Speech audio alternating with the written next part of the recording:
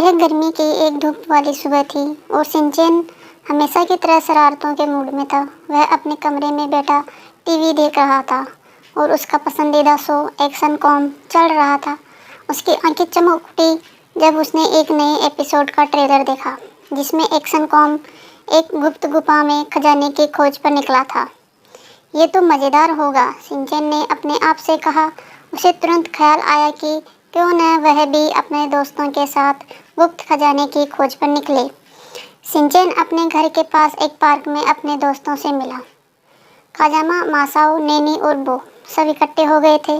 Shinchan ने अपने शरारत भरी आवाज़ में कहा, चलो आज हम एक्शन कॉम की तरह गुप्त खजाना खोजने चलें। काजामा ने तुरंत पूछा, खजाना? लेकिन वो मिलेगा कहाँ?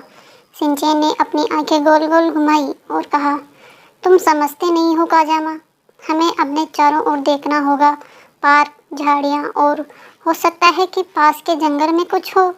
सब बच्चों ने बिना सोचे समझे शिनचैन की बात मान ली और खोज में जुट गए। उनका पहला पड़ाव था पार्क के किनारे की झाड़ियाँ, जहाँ शिनचैन ने चुपके से एक खिलौना चॉकलेट का सिक्का छिपा दिया। अरे देखो, मुझे कुछ मिला, शिनचैन ने जोश में कहा। सिक्का दिखाते हुए सबने उसे घूरा, लेकिन शिनचैन की मस्ती को देखकर वे सब हंस पड़े। अगला पड़ाव था पास का छोटा जंगल। बच्चे वहां पहुंचे और एक पुराने पेड़ के नीचे खुदाई शुरू कर दी। अचानक शिनचैन ने चिल्लाते हुए कहा, यह देखो, मुझे कुछ मिला।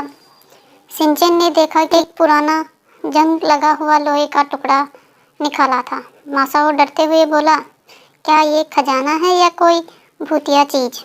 शिनचैन हंस पड़ा, ये खजाना नहीं, लेकिन हम एक्शन कॉम की तरह बन रहे हैं।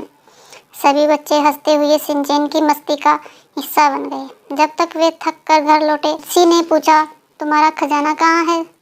शिनचैन ने बड़े गर्व से अपने जंग लगे टुकड़े को चॉकलेट के सिक्के को दिखाते हुए कहा, यह रहा मेरा खजाना मिर्ची।